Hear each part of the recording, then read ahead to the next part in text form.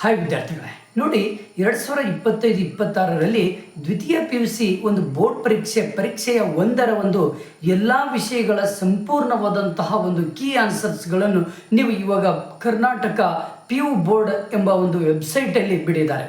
ಹಾಗಾದರೆ ಯಾವ ಲಿಂಕ್ ಅದು, ಯಾವ ವೆಬ್ಸೈಟ್ ಇದೆ? ಹಾಗಾದರೆ ಡೈರೆಕ್ಟ್ ಲಿಂಕ್ ನಿಮಗೆ ಸಂಪೂರ್ಣವಾದಂತಹ ಸ್ಟೆಪ್ ಬೈ ಸ್ಟೆಪ್ ನಿಮಗೆ ಹೇಳ್ತಾ ಹೋಗ್ತೇನೆ. ಯಾಕಂದರೆ ಆ ಒಂದು ಎಲ್ಲ ಸಬ್ಜೆಕ್ಟಿಗೆ ಸಂಬಂಧಪಡುವಂತಹ ಕೀ ಆನ್ಸರ್ಸ್ಗಳು ಇವತ್ತು ಡೈರೆಕ್ಟ್ ಲಿಂಕ್ ನಿಮಗೆ ನನ್ನ ಒಂದು ಡಿಸ್ಕ್ರಿಪ್ಷನಲ್ಲಿ ಕೊಟ್ಟಿರ್ತೇನೆ. ಆ ಒಂದು ಕ್ಲಿಕ್ ಮೇಲೆ ನೀವು ಕ್ಲಿಕ್ ಮಾಡಿದರೆ ಸಾಕು, ನೇರವಾಗಿ ಆ ಎಲ್ಲ ವಿಷಯಗಳ ಕೀ ಆನ್ಸರ್ ನೋಡ್ಬೋದು. ಹಾಗಾದರೆ ನಿಮಗೆ ಗೂಗಲಲ್ಲಿ ಯಾವ ರೀತಿ ಸ್ಟೆಪ್ ಬೈ ಸ್ಟೆಪ್ ನೀವು ಹೋಗಿ ಆ ಒಂದು ಲಿಂಕನ್ನು ಮೇಲೆ ಕ್ಲಿಕ್ ಮಾಡಬೇಕು, ನಿಮ್ಮ ಒಂದು ಆನ್ಸರ್ಸ್ಗಳನ್ನು ಹುಡುಕಬೇಕು ಅನ್ನೋದು ಇವಾಗ ಒನ್ ಬೈ ಒನ್ ಹೇಳ್ತಾ ಹೋಗ್ತೇನೆ. ಬನ್ನಿ ಹಾಗಾದರೆ. ನೋಡಿ ವಿದ್ಯಾರ್ಥಿಗಳೇ, ಇಲ್ಲಿ ಗೂಗಲ್ ಮೇಲೆ ಕ್ಲಿಕ್ ಮಾಡೋಣ. ಗೂಗಲ್ ಅಂತ ಪ್ರತಿಯೊಂದು ಮೊಬೈಲಲ್ಲೂ ಕೂಡ ಇರುತ್ತೆ. ಗೂಗಲನ್ನು ಓಪನ್ ಮಾಡಿ. ಓಪನ್ ಮಾಡಿದ ಮೇಲೆ ಆ ಸರ್ಚ್ ಅಂತ ಇರುತ್ತಲ್ವ, ಆ ಸರ್ಚ್ ಮೇಲೆ ನೀವು ಕ್ಲಿಕ್ ಮಾಡಿದಾಗ ಅಲ್ಲಿ ಏನು ಟೈಪ್ ಮಾಡಬೇಕು ಅಂದರೆ, ನೋಡಿ ಇಲ್ಲಿ ಆಲ್ರೆಡಿ ನಿಮಗೆ ಕೊಟ್ಬಿಟ್ಟಿದ್ದೇನೆ. ಯಾಕಂದರೆ ಆಲ್ರೆಡಿ ನಾನು ಒಂದು ಸರಿ ಅದನ್ನು ಎಡಿಟ್ ಮಾಡಿದ್ದೇನೆ, ಸರ್ಚ್ ಮಾಡಿದ್ದೇನೆ. ನೋಡಿ KSEAB second PUC answers key objection window ಅಂತ ಇದೆ. ಸೇಮ್ ಟು ಸೇಮ್ ಅದನ್ನೇ ನೀವೇನು ಮಾಡಬೇಕು, ಇದನ್ನು ಸರ್ಚ್ ಬಾಕ್ಸಲ್ಲಿ ಈ ರೀತಿ ಟೈಪ್ ಮಾಡಬೇಕು.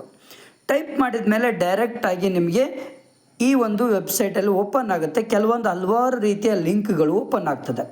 ಇದರಲ್ಲಿ ಮೇನ್ ಇಂಪಾರ್ಟೆಂಟ್ ಇಲ್ಲಿದೆ ನೋಡಿ, Karnataka second PUC 2025 answer key out direct link to download ಇದು ಇದೆ ಅಲ್ವಾ, ಇದ್ರ ಮೇಲೆ ಕ್ಲಿಕ್ ಮಾಡಿ.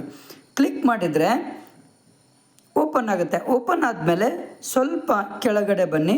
ಕೆಳಗಡೆ ಬಂದ ಮೇಲೆ ಇಲ್ಲಿ ಒಂದು ಲಿಂಕ್ ಇದೆ ನೋಡಿ, ಇಲ್ಲಿ Karnataka KSEAB second PUC answer keys ಅಂತ ಇದೆ. ಇದರ ಮೇಲೆ ಕ್ಲಿಕ್ ಮಾಡಿಬಿಟ್ರೆ ಪ್ರತಿಯೊಂದು ಸಬ್ಜೆಕ್ಟನ್ನು ಕೂಡ ನೀವು ಹುಡುಕಿ ಆನ್ಸರನ್ನು ತೆಗಿಬೋದು. ನೋಡಿ ಇಲ್ಲಿ ಕೊಟ್ಬಿಟ್ಟಿದ್ದಾರೆ, scheme of evaluation for second PU 2025 exam 1 ಅಂತಿದೆ. ನಿಮಗೆ ಯಾವ ಸಬ್ಜೆಕ್ಟ್ ಬೇಕು, ಇವಾಗ ಕನ್ನಡ ಬೇಕು, ಕನ್ನಡ ಮೇಲೆ ಕ್ಲಿಕ್ ಮಾಡಿ. ಡೈರೆಕ್ಟಾಗಿ ಏನಾಗುತ್ತೆ, ಯೂಸ್ ಆಗುತ್ತೆ.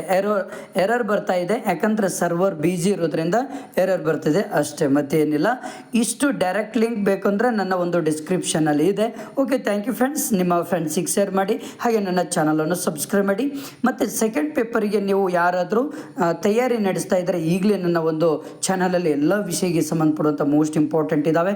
ನಿಮ್ಮ ಒಂದು ಬೋರ್ಡ್ ಪರೀಕ್ಷೆಯ ಒಂದು ರಿಸಲ್ಟ್ ಯಾವಾಗ ಬರುತ್ತೆ ಅಂದರೆ ಏಪ್ರಿಲ್ 7, 8, 9, 10 4 ದಿನದಲ್ಲಿ ಬರುತ್ತೆ. Okay, thank you friends, thank you.